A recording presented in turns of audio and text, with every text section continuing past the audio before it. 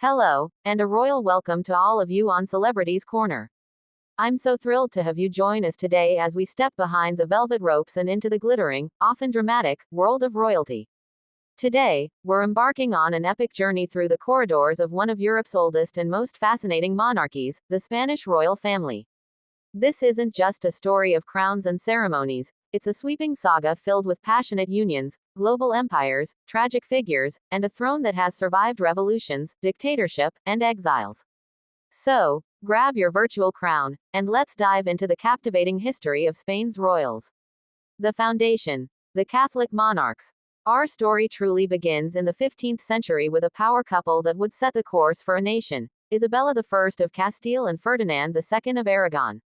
Their marriage in 1469 was a masterstroke in political alliance, uniting two of the most powerful kingdoms on the Iberian Peninsula. Known as the Catholic Monarchs, their reign was a period of monumental change. In 1492, they completed the Reconquista, the centuries-long campaign to reclaim Spain from Moorish rule, by capturing Granada. That very same year, they sponsored a daring explorer named Christopher Columbus, an event that would lead to the establishment of a vast overseas empire and bring unimaginable wealth to Spain.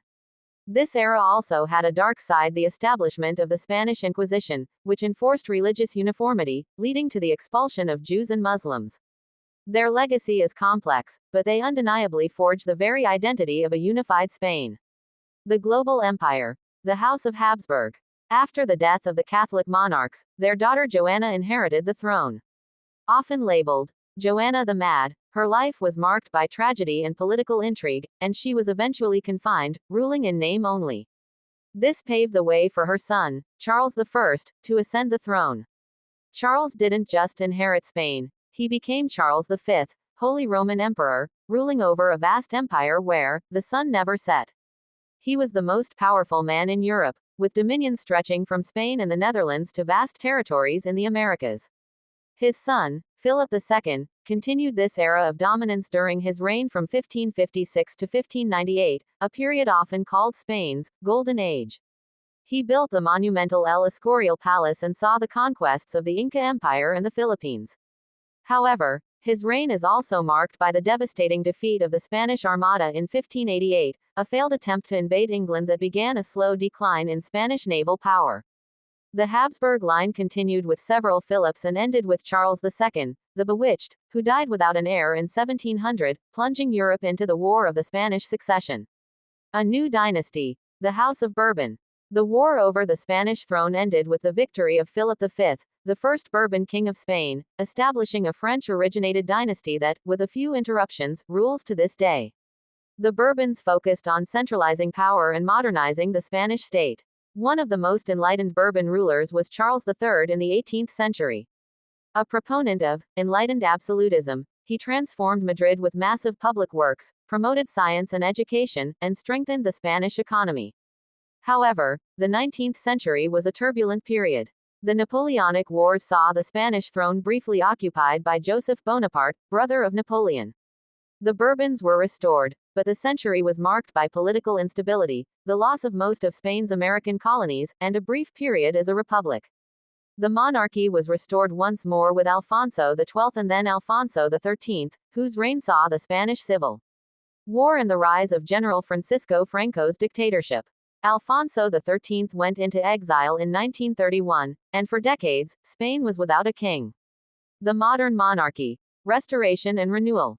Alfonso XIII's grandson, Juan Carlos I, was groomed by Franco to be his successor.